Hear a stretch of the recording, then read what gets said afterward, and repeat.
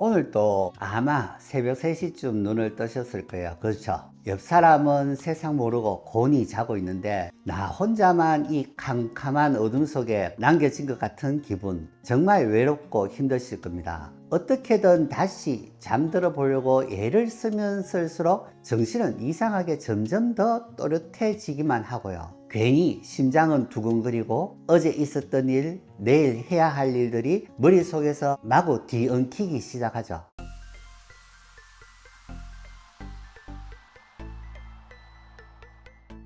안녕하세요. 건강정보를 분석하고 플랜을 세워드리는 이웃집 닥터 이창입니다. 오늘 우리는 이 새벽 기상을 완전히 다른 눈으로 볼 겁니다. 이건요, 그냥 하나의 데이터예요. 내 의지와는 상관없이 지금 이 순간 내 뇌와 부신이라는 기관에서 잠을 깨우는 물질들이 나오고 있다는 명백한 생리학적 신호인 거죠.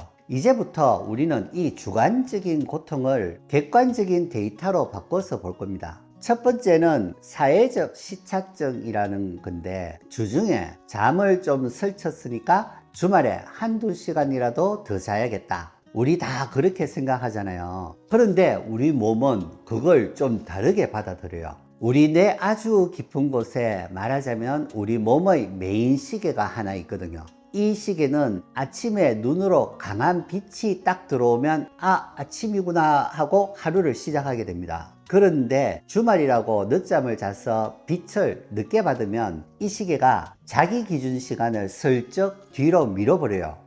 주인이 늦게 일어나네? 그럼 아침이 더 늦나 보다 하고요. 문제는 월요일 아침이죠. 우리는 다시 원래 시간에 일어나야 하잖아요. 그런데 이미 뒤로 밀려난 내 몸의 시계는 아직 한밤중이라고 생각하고 있는 거예요. 결국 머리는 억지로 깼는데 몸의 다른 장기는 아직 자고 있는 상태라는, 서로 손발이 안 맞는 상태가 돼버리는 겁니다. 특히 스트레스 호르몬인 코티솔이 여기서 말썽을 부려요. 원래 새벽에 서서히 나오면서 우리를 부드럽게 깨워줘야 할 녀석이 시간 개념을 잃어버리고 리듬이 흔들리면서 새벽에 불필요하게 과다 분비되어 우리 눈을 번쩍 뜨이게 만드는 겁니다. 새벽 3시에 잠이 깼다는 건 이 시스템이 어긋났다는 가장 직접적인 신호일 수 있어요. 두 번째 원인은 더 깊은 곳, 우리 장에 있을 수 있습니다. 장이랑 뇌는요, 우리가 생각하는 것보다 훨씬 더 친하게 작동합니다. 거의 직통 전화선이 깔려 있다고 보시면 돼요.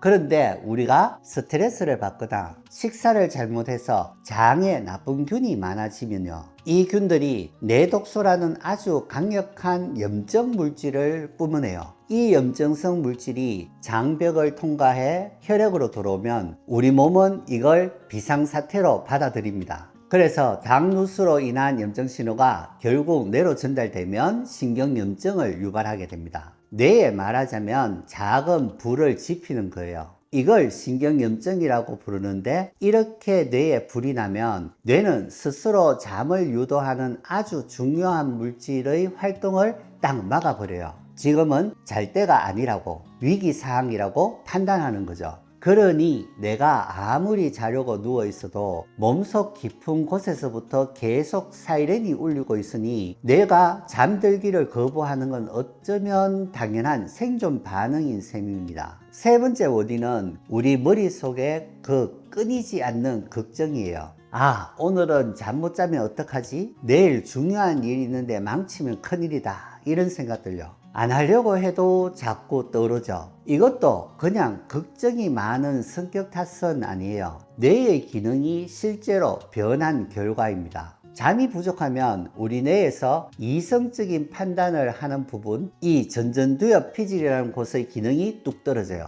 힘이 없어져요. 수면 부족이 전전두엽 억제 기능을 약화시키고 편도체 반응을 과민하게 만들어 버리는 거죠. 이 편도체가 불안과 공포를 조절하는 곳인데요, 이성적인 조절 장치는 약해지고 불안을 느끼는 엔진만 과열되는 거예요. 잠을 못 잘지도 모른다는 생각 하나가 과열된 엔진에는 엄청난 위협으로 느껴지고, 엔진은 곧바로 몸 전체에 각성 신호를 보내버리게 됩니다. 그러면 몸이 각성되니 잠은 더 안 오고 잠이 안 오는 현실은 잠에 대한 불안이라는 연료를 엔진에 쏟아붓는 거죠. 한번 만들어진 이 악순환의 고리는 내 의지적인 노력만으로는 끊어내기가 정말 어렵습니다.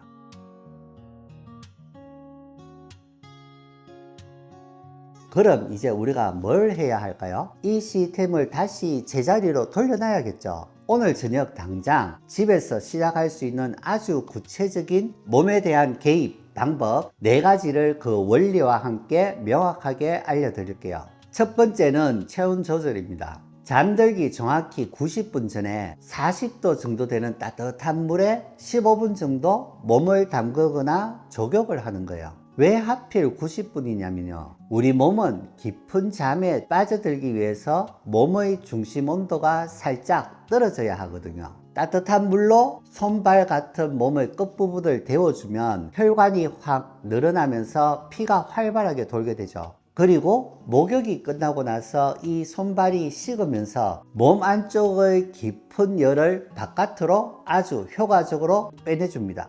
이렇게 의도적으로 체온을 살짝 떨어뜨려 주는 게 우리 뇌에게 보내는 정말 잘 시간이야 하는 아주 강력한 수면 스위치 역할을 하는 겁니다. 두 번째는 근육 긴장 풀기입니다. 점진적 근육 이완법이라는 건데요. 우리는 불안하면 나도 모르게 어깨나 턱, 미간에 힘을 꽉 주고 있어요. 이걸 의식적으로 풀어주는 겁니다. 침대에 누웠다고 생각하고 예를 들어 오른쪽 손 주먹을 한번 꽉 쥐어 보세요. 있는 힘껏 한 5초 그 긴장감에 한번 집중해 보는 겁니다. 그리고 이제 탁 풀어보세요. 힘이 빠져나가는 그 느낌, 이걸 15초 동안 가만히 느껴보는 겁니다. 손, 팔, 어깨, 얼굴, 배, 다리, 발, 온몸을 차례차례 꽉 조였다가 풀어주는 걸 반복하다 보면 우리 뇌가 몸이 편안하구나, 안전하구나 하고 안심하게 됩니다. 세 번째는 자극 통제, 바로 15분 규칙입니다. 이건 뇌를 다시 가르치는 과정이에요.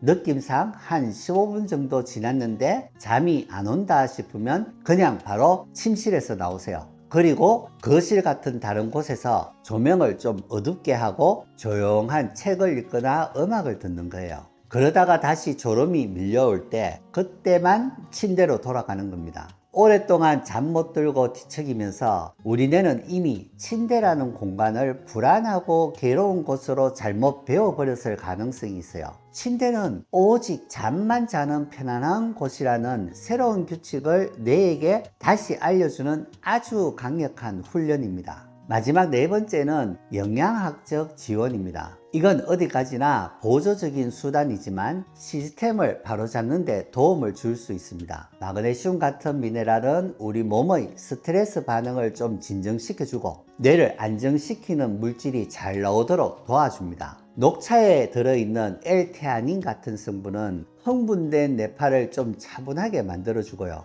필요에 따라서는 멜라토닌 보충제를 활용하기도 합니다. 물론 이런 보충제를 혹시 드셔보시려거든 반드시 전문가와 먼저 이야기 나눠보시는 거 꼭 기억해 주시기 바랍니다.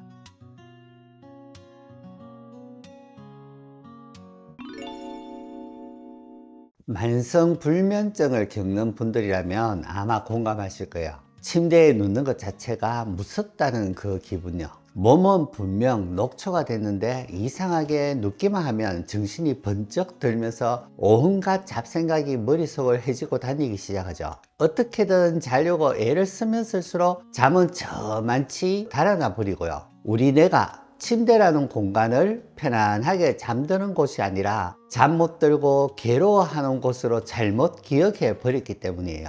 의학적으로는 이런 현상을 조건화된 각성이라고 부르는데요. 뇌 회로 자체가 침실에만 들어오면 비상경계 태세를 켜도록 변해버렸다는 뜻이에요. 그럼 여기서부터 질문을 시작해 봐야겠죠. 도대체 우리 뇌는 왜 이런 엉뚱한 학습을 시작하게 된 걸까요? 근본적인 이유를 따라가 보면 우리 뇌가 24시간 내내 꺼지지 않는 과각성 상태, 너무 예민해져 있다는 사실과 마주하게 됩니다. 이건 그냥 기분 탓이 아니라 실제로 측정 가능한 현상이에요. 뇌 속에는 잠을 깨우는 신경전달 물질인 오렉신과 스트레스 호르몬인 코르티솔이 반낮 없이 과도하게 분비되고 있는 거죠. 잠들어야 할 시간에는 뇌는 계속해서 지금 비상사태야, 정신 차려 하고 소리치고 있는 셈이죠. 뇌 영상 연구를 보면 이 사실이 더 명확해집니다. 우리 뇌에는 디폴트 모드 네트워크라는 DMN이라는 회로가 있어요.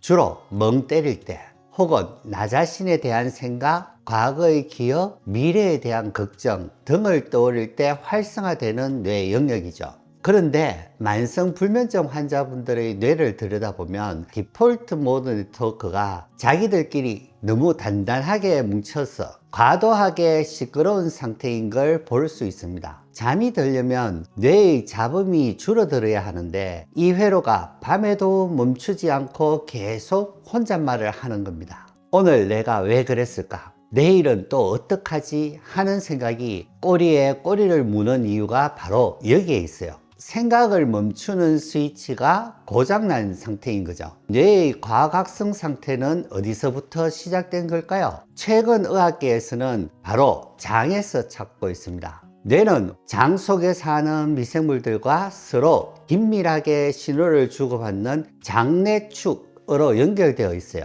장내 세균의 균형이 무너지고 장벽이 약해지면 장누수 현상이 생깁니다. 이때 염증 물질과 독소가 혈류를 타고 온몸으로 퍼져나가며 심지어 혈관 내 장벽을 통과해 뇌 속에 있는 면역세포를 자극합니다. 그 결과 뇌는 만성신경염증 상태, 불이 난 뇌가 되어버리는 거죠. 이것이 바로 뇌의 과각성을 만들고 결국 잠을 밀어내는 생리적 근본 원인이 되는 거예요. 당신의 불면은 뇌의 문제이자 장에서 비롯된 전신염증 반응의 결과일 수 있다는 겁니다. 침대가 무서워지는 조건화된 각성은 뇌가 너무나 예민한 과각성 상태 때문이고, 과각성은 더 깊이 들어가 보면 장에서 시작된 신경염증이라는 몸의 문제와 연결되어 있는 겁니다.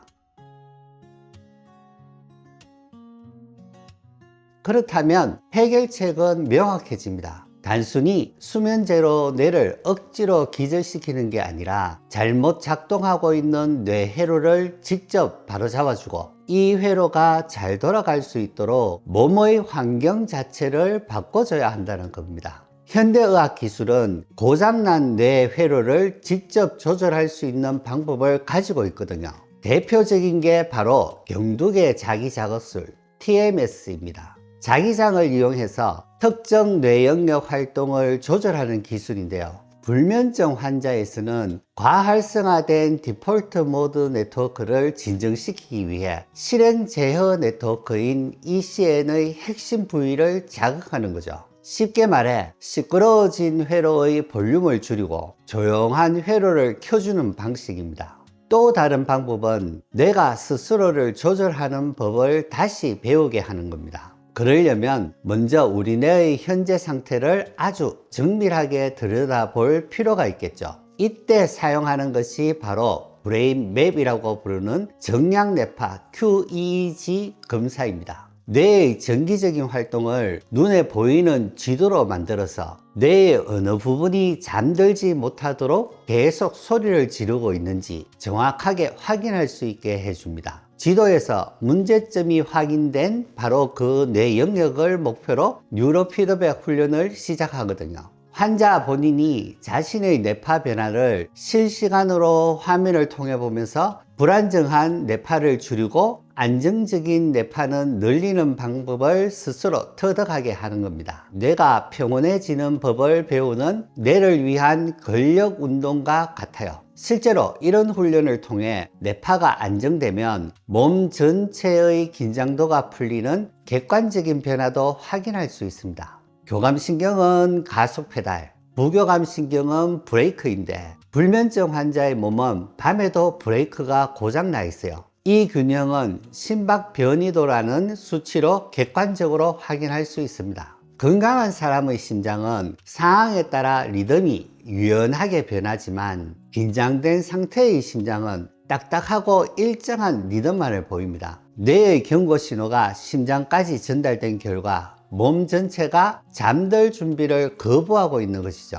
마지막으로 이 모든 뇌회로를 복원하려면 결국 좋은 재료가 필요합니다. 뇌세포가 안정되려면 천연진정제 역할을 하는 마그네슘이 필수적이고요. 수면 호르몬인 멜라토닌을 만드는 과정에서는 비타민 B군이 필수 부품으로 사용됩니다. 뇌라는 화학 공장에 원료나 부품이 부족하다면 아무리 좋은 기술이나 훈련도 효과가 떨어질 수밖에 없겠죠.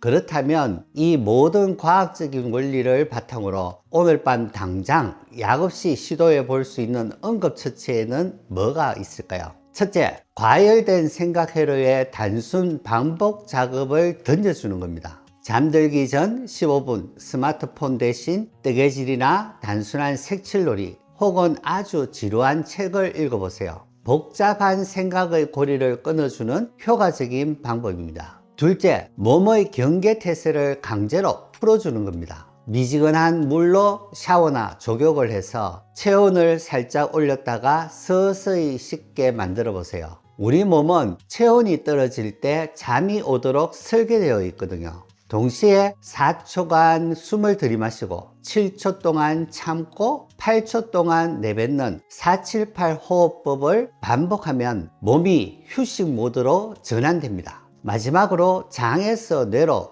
평온한 신호를 보내주는 겁니다. 잠들기 한두 시간 전 따뜻한 캐모마일 차나 타트체리 주스 한 잔은 장을 편하게 하고 수면을 돕는 현명한 방법이 될 수 있습니다.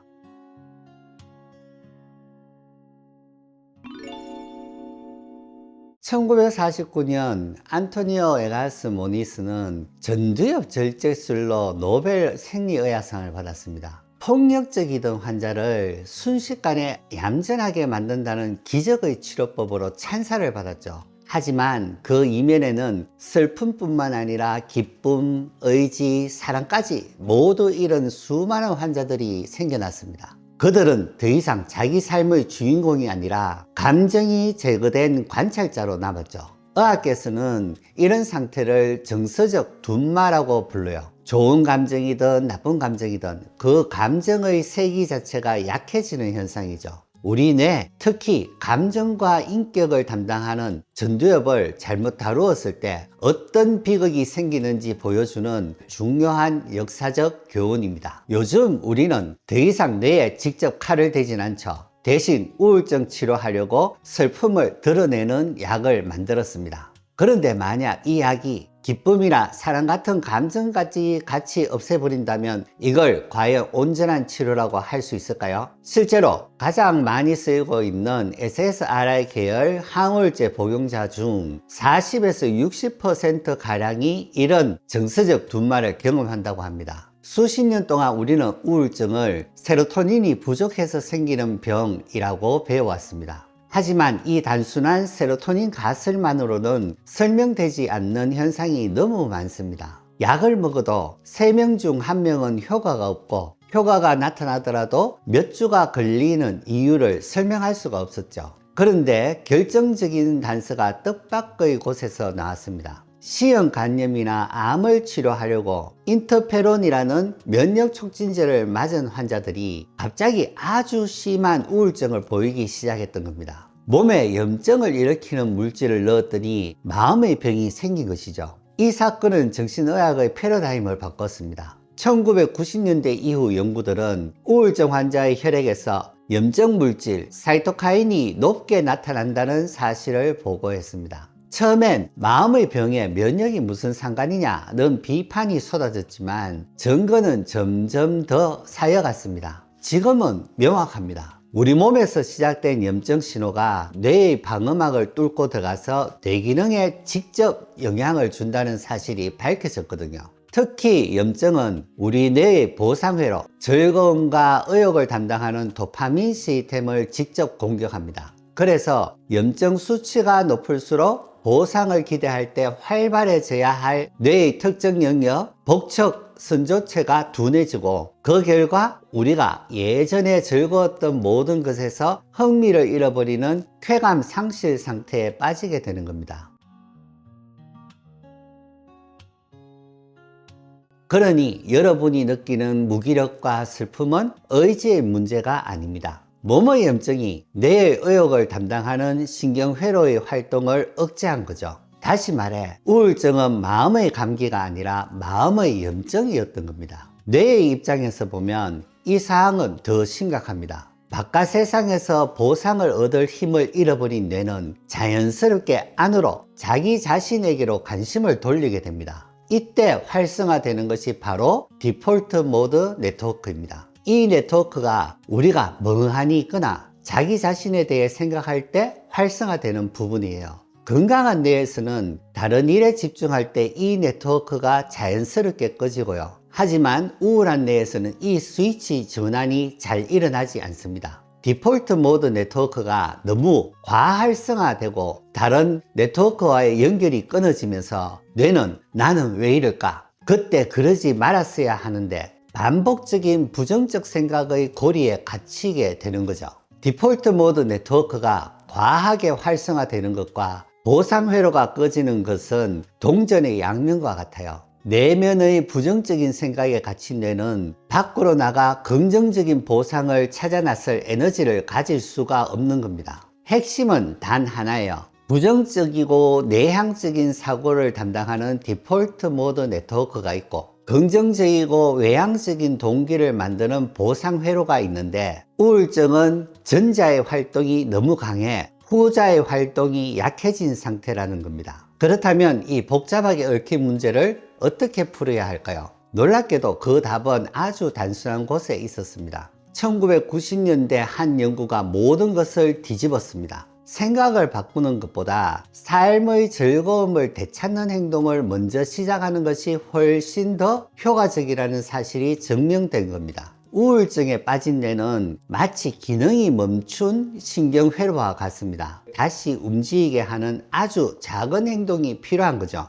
행동 활성화는 기분 전환을 하라는 게 아닙니다. 저활성화된 뇌의 보상회로를 직접 자극하고 재부팅하는 가장 강력한 신경과학적 치료법이에요. 보상을 주는 활동에 의도적으로 참여함으로써 도파민 시스템에 다시 시동을 걸고 과열된 디폴트 모드 네트워크를 식히고 파괴적인 내면의 생각에서 건설적인 외부 세계로 관심을 돌릴 수 있게 됩니다. 결국 우리는 세 가지 이야기를 통해 하나의 결론에 다다릅니다. 첫째, 전두엽 절제술의 비극은 감정을 억지로 지우려는 시도가 얼마나 위험한지를 알려줬습니다. 둘째, 염증 가설은 마음의 병이 뭔가 따로 떨어진 게 아니라 우리 몸 전체의 시스템 문제라는 걸 보여줬죠. 셋째, 행동 활성화의 기한은 가장 복잡해 보이는 문제의 해답이 가장 단순한 행동에 있다는 걸 증명했습니다.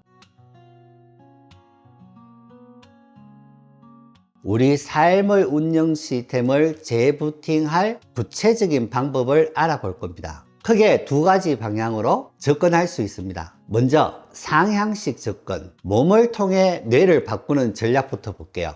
핵심은 항염증입니다. 우리가 먹는 음식은 우리 몸의 염증을 조절하는 가장 강력한 도구 중 하나예요. 과일, 채소, 견과류에 많은 폴리페놀이나 오메가3 같은 성분들이 몸의 염증 반응을 줄여서 뇌로 가는 나쁜 신호를 막아주는 거죠. 동시에 건강한 식단은 장내 미생물 환경을 좋게 만들어서 장내축이라는 또 다른 경로를 통해 우리 정신 건강을 돕습니다. 운동 역시 강력한 항염증제이자 뇌의 회복을 돕는 촉진제이죠. 규칙적인 운동은 염증 수치를 낮출 뿐만 아니라 새로운 뇌세포의 성장을 돕고 신경망의 연결을 튼튼하게 만들어줘요. 이건 우울증으로 인해 손상된 뇌를 회복시키고 다시 일어설 수 있는 생물학적 기초를 다지는 일입니다. 다음은 하향식 접근, 행동을 통해 뇌를 바꾸는 전략입니다. 핵심은 행동 활성화를 체계적으로 실천하는 거예요. 첫 단계는 기다림을 멈추는 겁니다. 기분이나 의욕이 생길 때까지 기다리지 마세요. 아주 작고 사소해서 실패할 확률이 거의 없는 활동부터 시작하는 겁니다. 5분 산책하기라든지, 좋아하는 음악 한 곡 듣기라든지, 친구에게 문자 메시지 보내기 같은 것들요. 이 활동을 해냈다는 사실 자체가 움츠러들게 만드는 악순환을 깨고 보상회로에 아주 작은 신호를 보내는 시작점이 됩니다. 나에게 가치 있는 활동과 즐거운 활동 목록을 만들고 그걸 아주 구체적인 주간 계획표로 짜보는 게 효과적입니다. 운동하기가 아니라 화요일 오후 5시에 헬스장에 가서 10분 걷기처럼 구체적이어야 합니다. 마지막으로 우리는 과열된 디폴트 모드 네트워크를 시키고 주의를 통제하는 법을 배워야 합니다. 마음 챙김 명상은 이건 좋고 이건 나쁘다는 판단을 잠시 내려놓고 지금 이 순간 집중하는 연습이에요. 디폴트 모드 네트워크의 활동을 줄여주고 우리가 생각의 소용돌이에서 빠져나와 현재에 머무를 수 있는 힘을 길러줍니다.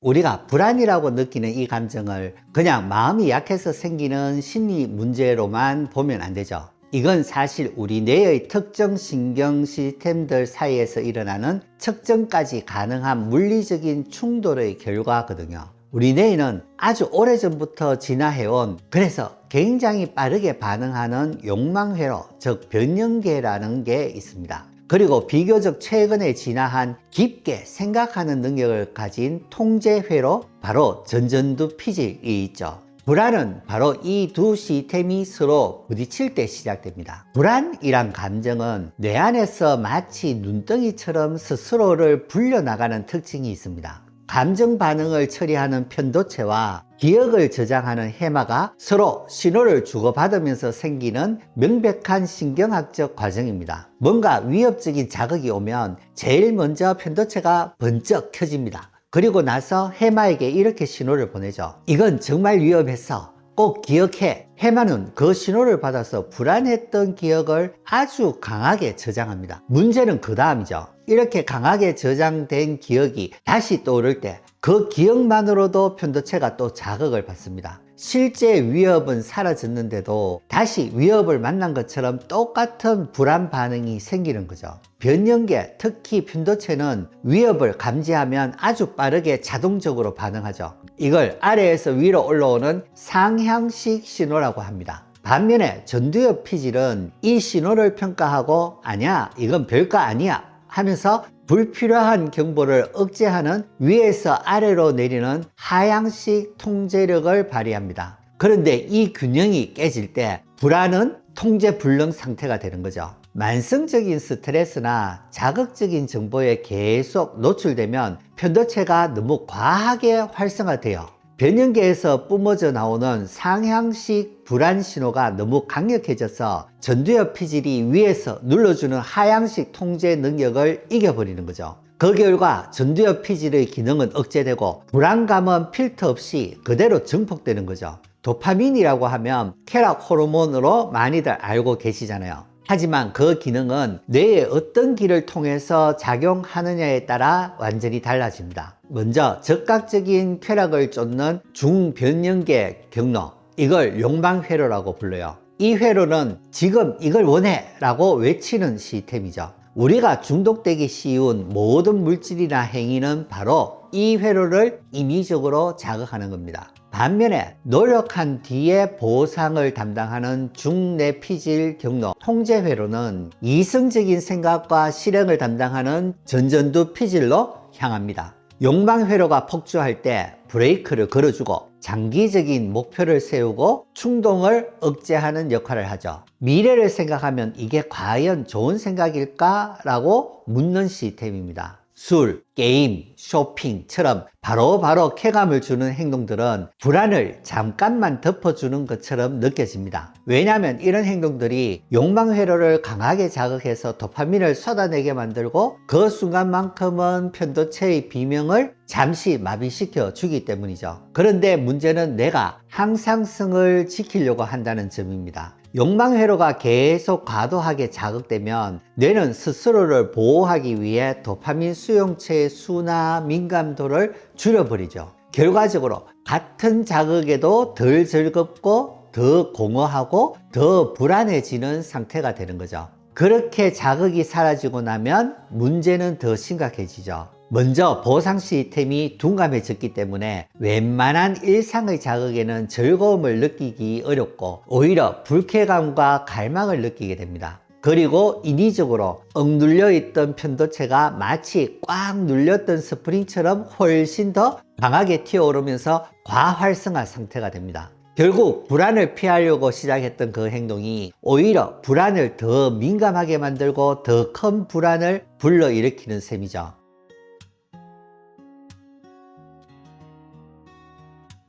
참고 견디는 능력, 우리가 흔히 말하는 인내심이나 의지력은 그 통제 회로가 기능적으로 얼마나 효율적인지, 물리적으로 얼마나 건강한지에 따라 결정되는 문제입니다. 뇌는 사용하지 않으면 잃어버리는 원리가 그대로 적용되죠. 만약 어떤 사람이 계속해서 즉각적인 만족, 욕망 회로만 선택하고 노력이 필요한 보상, 통제 회로를 피한다면 전전두 피지를 기반으로 하는 회로를 그냥 방치하는 것과 같습니다. 시간이 지나면 욕망 중심의 길은 더 강화되고 충동을 조절하고 의지력을 담당하는 통제 회로의 연결은 약해지거나 사라지게 되죠. 실제로 만성적인 약물 사용이 전전두 피질의 활동 수준을 낮추는 전두엽 기능 저하 상태와 직접적인 관련이 있다는 것도 밝혀졌습니다. 자기 통제를 발휘하는 것 자체가 물리적으로 더 어려워지는 뇌 상태가 되었다는 뜻이죠. 중독이나 만성적인 미루는 습관으로 고통받는 사람은 의지가 약한 게 아니라 측정 가능할 정도로 약해지고 비효율적으로 된 전전두 피질을 가지고 있을 가능성이 큽니다. 중독은 뇌의 구조와 기능을 실제로 바꿔버리는 만성적인 뇌 질환입니다. 그렇기 때문에 이런 사람에게 의지력을 발휘하라고 요구하는 건 다리가 부러진 사람에게 똑바로 걸으라고 다그치는 것과 같은 논리적 모순입니다. 행동의 동기가 내가 선택한 것이 아니라 다른 사람에 의한 의무라고 인식이 될 때 뇌의 보상 시스템은 완전히 다르게 작동합니다. 자기가 주도적으로 하는 행동은 내재적인 동기를 만들어서 뇌의 통제 회로를 지속 가능하게 활성화시킵니다. 하지만 행동의 동기가 순전히 외부에서 온 의무감일 경우에는 이런 내재적인 보상 시스템이 충분히 켜지질 않죠. 번아웃은 결국 내 입장에서 보면 동기부여의 파산 상태입니다. 더 이상 이 일을 계속할 이유를 뇌의 보상 시스템이 찾아내지 못하는 상태인 거죠.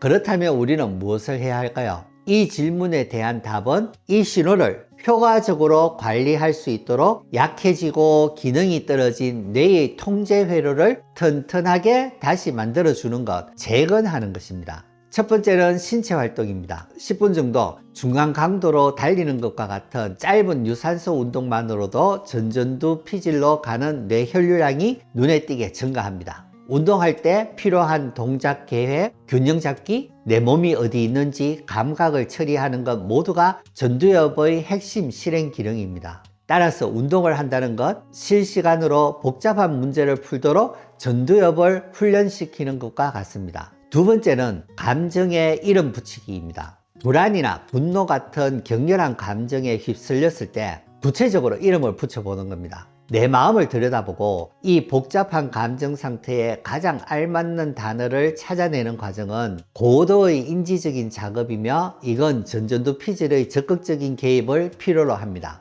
세 번째는 글쓰기라는 행동 그 자체입니다. 불안이 아주 심할 때 펜을 잡고 무언가를 쓴다는 행위는 인위적으로 매우 복잡하고 많은 자원을 필요로 하는 일이죠. 이 과정에는 눈과 손의 협응, 문장 구성, 논리적인 흐름 만들기 같은 전전두 피질의 고차원적인 실행 기능이 동시에 다 동원됩니다. 마지막으로 욕구 지연 훈련입니다. 이건 정신적인 근력 운동과 같습니다. 나 자신과의 약속 지키기를 통해 이 훈련을 할 수 있습니다. 딱 5분만 운동하기 같은 아주 작은 목표부터 스스로 세우고 지켜나가는 것이 중요합니다.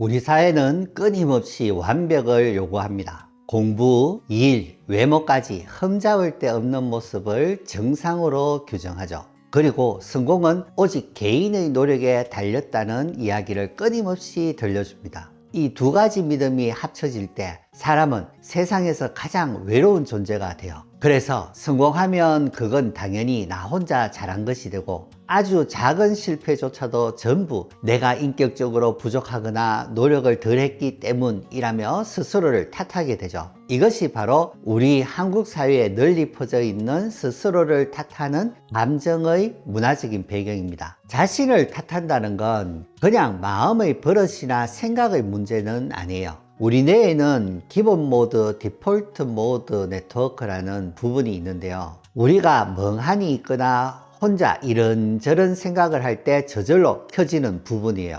디폴트 모드 회로는 원래는 나를 이해하고 기억을 정리하는데 꼭 필요하지만, 오랜 자책과 우울이 계속되면 이 회로가 고장이 나서 나쁜 기억만 반복 재생시키죠. 그러면 그 나쁜 기억만 뇌에 더 깊이 새겨지게 되는 거죠. 결국 내가 스스로를 상처 주는 생각의 굴레에서 빠져나오지 못하게 되는 거죠. 이렇게 내가 계속 나쁜 생각만 하는 감옥에 갇히면 결국 나는 주변 사람들과 가족에게 짐만 되는 존재구나 라는 생각에 이르게 되죠. 하지만 그건 진짜가 아니에요. 마음의 병이 만들어낸 거짓말일 뿐입니다. 병 때문에 스스로가 쓸모없고 나쁜 사람처럼 느껴져서 현실을 완전히 다르게 보는 거예요. 자신을 탓하는 마음이 극단으로 치달으면 결국 죽고 싶다는 충동으로 이어집니다. 그 순간 뇌는 너무 고통스러워서 다른 생각을 전혀 못하고 시야가 확 좁아지는 상태가 되죠.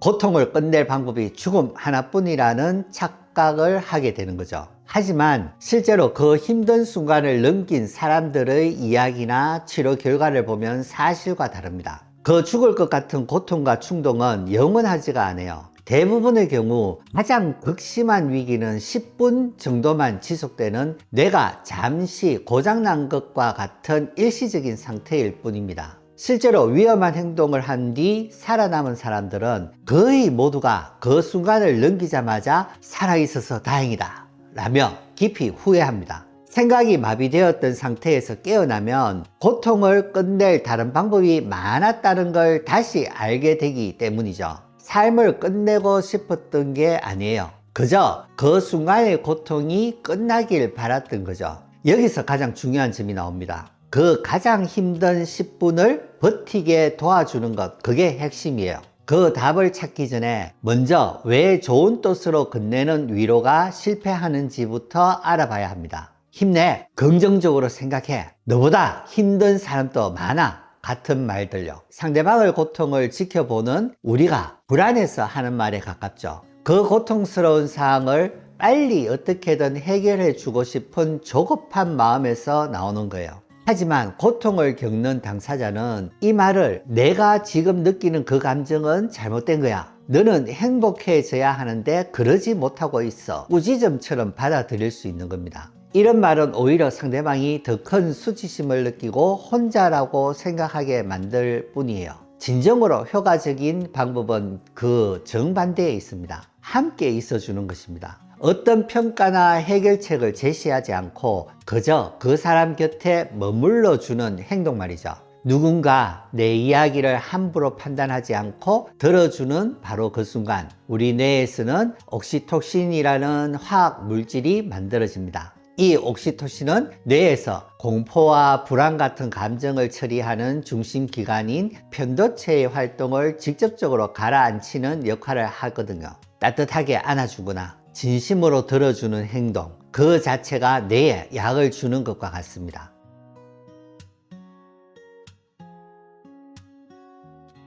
우울증을 겪을 때 샤워를 하거나 밥을 챙겨 먹는 것처럼 아주 기본적인 일상조차 거대한 산처럼 느껴지는 이유도 이와 같습니다. 말 그대로 뇌의 에너지가 완전히 바닥나 버린 상태이기 때문이죠. 뇌가 가진 한정된 정신적 에너지가 쉴 새 없이 나쁜 생각을 떠올리는 부분인 디폴트 모드 회로와 계속해서 불안을 느끼는 부분인 편도체가 안에서 싸우는데 전부 다 에너지를 사용해 버린 거죠.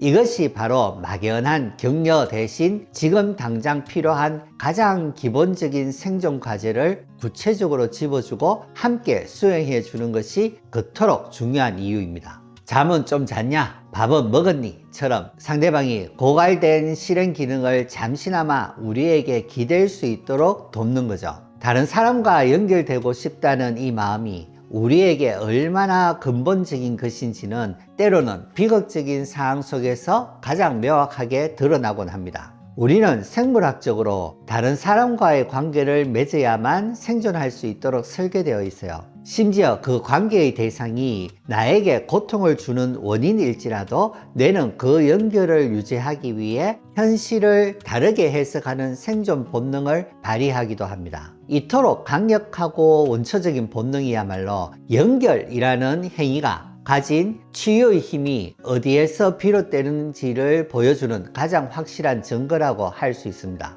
그래서 저는 이제 개인이 혼자 노력하는 차원을 넘어 우리 사회의 문화를 새롭게 만들어야 한다고 생각해요.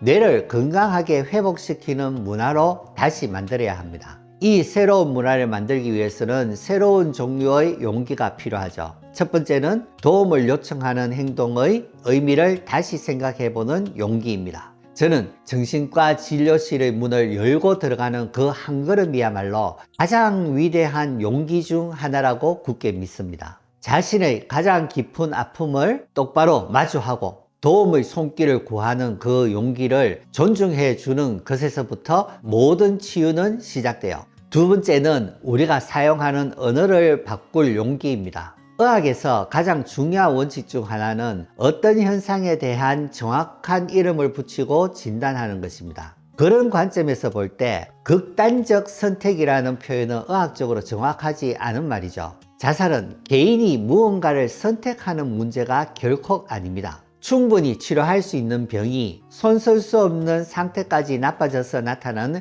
비극적인 결과이기 때문입니다. 마지막으로 필요한 것은 침묵을 깨는 용기입니다. 곁에 있는 사람이 힘들어할 때 그 어색하고 무거운 분위기를 외면하지 않고 당신의 그 고통이 얼마나 깊은지 함께 이야기하고 싶다는 진솔한 관심의 표현을 해주는 것이야말로 상대방에게 마음의 문을 열게 하는 안심의 신호를 보내주는 겁니다. 치유자 역시 이 문제에서 멀리 떨어져 있는 관찰자가 아니라 그 안에서 함께 길을 찾는 동반자인 셈입니다.